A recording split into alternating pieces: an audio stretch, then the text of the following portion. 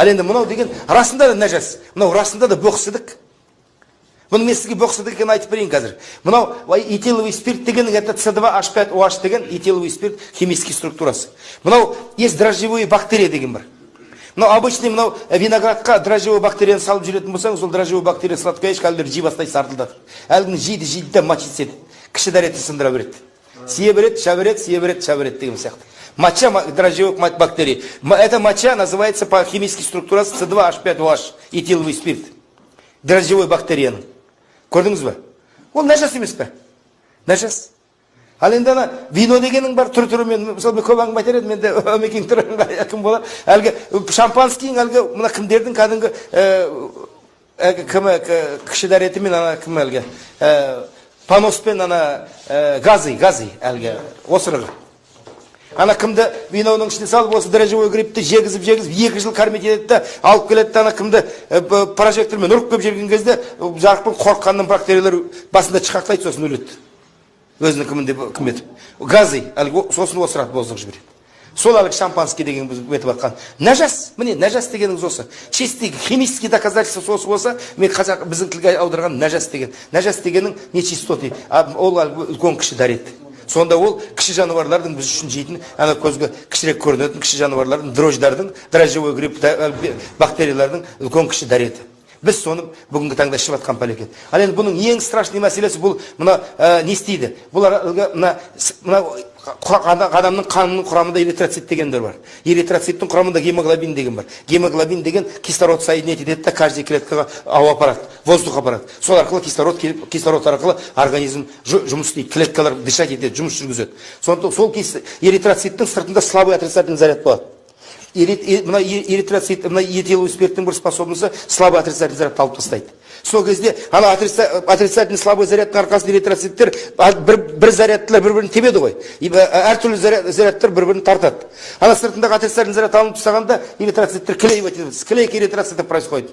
Бір-бірімен склеивать етіп қалады. Сондықтан бұлар енді обычно жүре береді. Крупный магистральный венный сосуды без проблем жүре береді. Именно мәселе мына мелкие микрокапиллярларда. Микрокапилляр деген не нәрсе? Мынау головной мозгта 15 миллиард нервный клеткалар бар. Оның каждый нервный клеткаға бір капилляр келеді, микрокапилляр келеді. Сол микрокапилляр деген мына міне нервный клетка болса, міне жерде мына микрокапилляр. Әлгіде кімдер эритроциттер міне бұлай тура кіре алмайды, бір-бірден в ряд только кіреді бұлай. Ал егер бұл склейка болып бүйтіп жабысып қалған болатын болса, ол мына жерге бір эритроцит келеді, закупорить етіп барға кіргізбей тастайды. Сол кезде не болады? Мына гипоксия болады, начале ауа жетпейді, одан кейін не істейді? Некроз, өледі мына нервный клетка. Сөйтіп бұнда арақ ішкен кезде пиво ішесіз бе, арақ ішесіз, оның бәрінде құрамында этиловый спирт, нервный клеткалар өледі головной мозгта. Олар өліп қана қоймайды, не істейді? Кроме того, 36-37 градус температура черептің астында ол сасиды. Сасыған кезде адамның басы ауырады, нервный болады, шаршайды. Кешегі арақ ішкен адам бүгін қаншама нервный клеткасын өлтіреді. Организмдегі өлген клеткалар басты ауыртып атқасын, организм құтылу керек. Не істейді? Организмдегі барлық жидкостьті черептің ішіне кіргізеді. Сосын ана промывать етіп жуады. Организм су кетіп қалғасында да сушняк болады, тірі келеді, тіл салақтап, бас ауырып, әлек шығады. Сосын мынаның бәрін жуады да через мочеполовой пути әлгіні кіші дәретпен сыйып тастайды. Кто сегодня вчера пил водку дейді, или пиво, утром он мочится собственными мозгами дейді. Жданов деген бір ученый бар, жақсы дос болып қалдық. Ол тек қана Жданов медицинский, мен дәрігермін ғой, сіздерге айтып отырған. Бұл этиловый спирт обладает протоплазматический яд деп 300 жыл назад врачтар заключение берген медицина. Ол бізде бар нәрсе. Бұның эритроцит әлгі кімді қанды сүзушет ететінде белгілі нәрсе. Міне көрдіңіз бе? Нервный клеткалар головной мозгтың өліп қалды. Не болды енді? Міне өзіңіз ойлай беріңіздер. Сондықтан біздің әлгі адамның организмінде денсаулығы, бытықышы айта берсе бұл жерде көп мәселе бар. Бұл страшный нәрсе, арақ деген. Яд, протоплазматический яд. Оны бүгінгі таңда ішуіміз, ішу деген ол не нәрсе вообще? Ол не қылғаны, ол дрожжевой бактерияның боқсыдығы. Моча дрожжевой бактерия. Оны ішсең ол біз үшін, біздің организмның яд, отрава, протоплазматический яд. Ал енді пиво деген мәселесіне кішкене айтсақ, пивоның құрамында хмель деген бар. Хмель деген шөп, хмельдің құрамында фитоэстреген деген бар. Фитоэстроген деген женский гормон. Просто мен қазір көп әңгіме айтар едім, мен мына жерде ақсап тұрған жағдай, мына фитоэстроген деген женский гормон. Женский гормон дегеніңіз ол не нәрсе? Мына бүгін сіз пиваны ішкен сайын, мысалы мынау ұл бала қыз бала дейді, определенный возрастта. Половозрелый возрастқа келген кезде ер балада тестостерон деген гормон, қыз балада әлгі прогестерон деген женский гормон пайда болады. Ана еркектің гормоны пайда болған, оның мұрт тебінде еркек болып дауысы гүрілдей бастайды баланың, қыз баланың иығы кішірейіп, бөксесі кеңейіп, қыз болып нежный бола бастайды. Вот міне оның белгісі, гормон пайда болады. Әлгі месячный цикл пайда болады, әйел бола бастайды. Көрдіңіз бе? Осындай қасиеттер бол, гормон.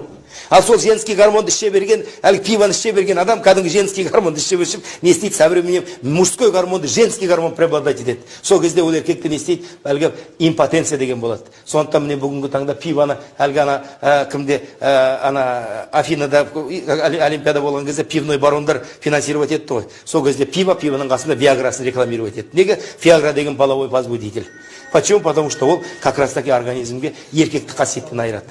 Әйел баласы не істейді? Оның организм женский гормон итагес, ол увеличивать етеді, оның половой потребності күшейіп кетеді.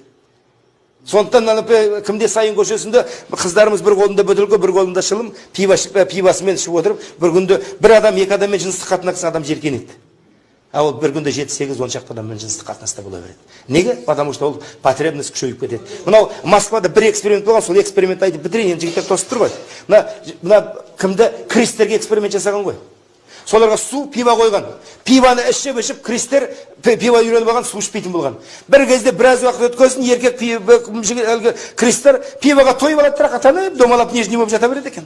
Ақын, до такой степени нежный жұмсақ, пиваға тойып алады, жатады, пиваға тойып алады, жатады.